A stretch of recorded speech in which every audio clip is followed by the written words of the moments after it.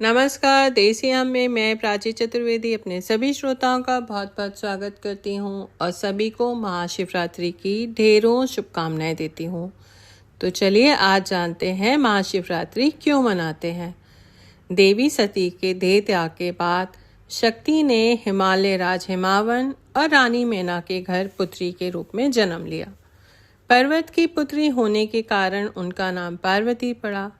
उन्हें शैलपुत्री और गिरजा भी कहा गया। माँ पार्वती का बचपन महलों में लाड़ प्यार में बीता, लेकिन उनके मन में तो हमेशा महादेव ही बसते थे। जब नारद मुनि ने बताया कि पार्वती का भाग्य एक वैरागी शिव से जुड़ा है, तो रानी मैना विलाप करने लगी और सोचने लगी कि उनकी कोमल पुत्री शमशान निवासी शिव के साथ कैसे रहेगी।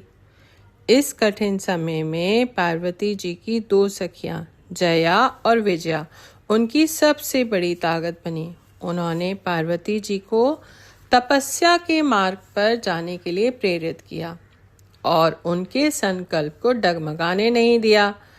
पार्वती जी ने महलों का त्याग कर गौरी कुंड को अपनी तपस्थली बनाया।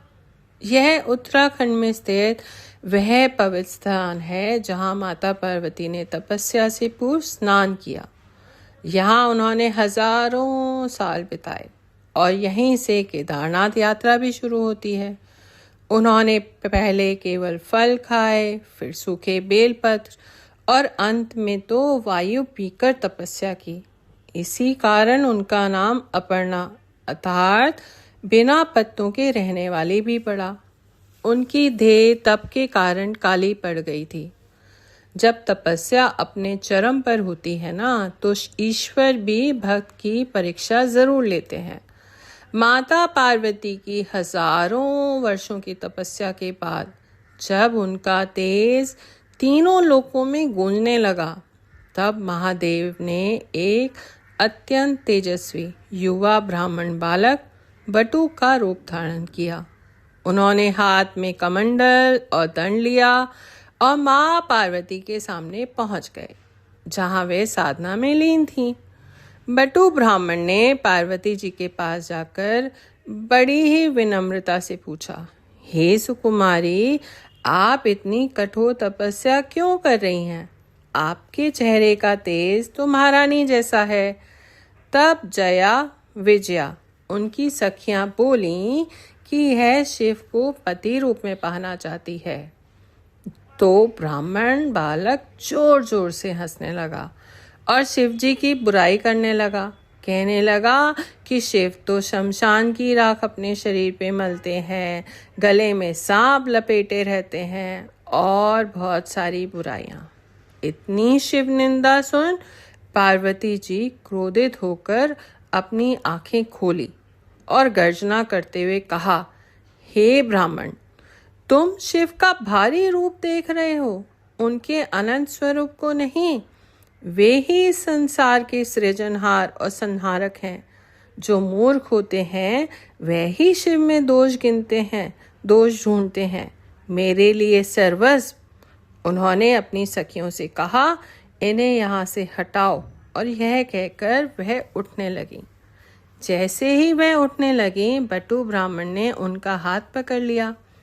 पार्वती माँ और क्रोधित हुई, लेकिन जैसे ही उन्होंने पीछे मुड़कर देखा, वहां तो स्वयं साक्षात देवों के देव महादेव खड़े हुए थे। उनकी जटाओं से गंगा बह रही थी और चेहरे पर वही सौम्य मुस्कान थी। महादेव ने कहा, पार्वती, मैं तुम्हारी भक्ति से प्रसन्न हुआ। आज से मैं तुम्हारा हूँ।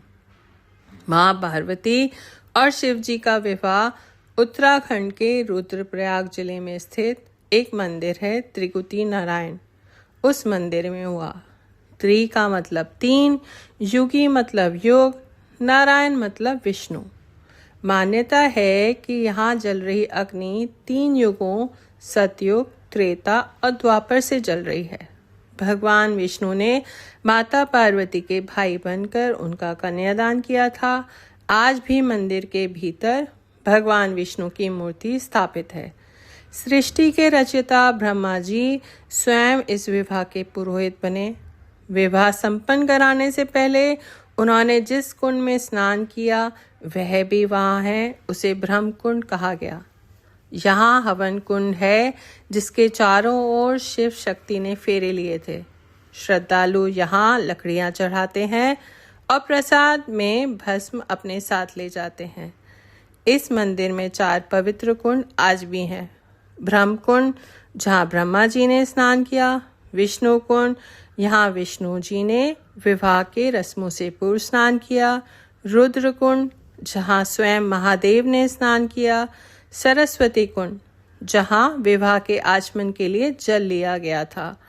आज भी लोग दूर दूर से यहाँ आकर विवाह करते हैं ताकि उन्हें शिव पार्वती का आशीर्वाद मिल सके। मैंने भी सौभाग्यवश यहाँ पहुंचकर अपनी यह इच्छा पूरी की। बहुत ही अद्भुत जगह है, अगर आप जा सकें ज़रूर जाइए। माँ पार्वती और शिव जी का आशीर्वाद आप सब पर बना रहे। धन्यवाद। फिर से महाशिवरात्रि की बहुत बहुत शुभकामनाएं। बताइएगा ज़रूर यह पॉडकास्ट कैसा लगा।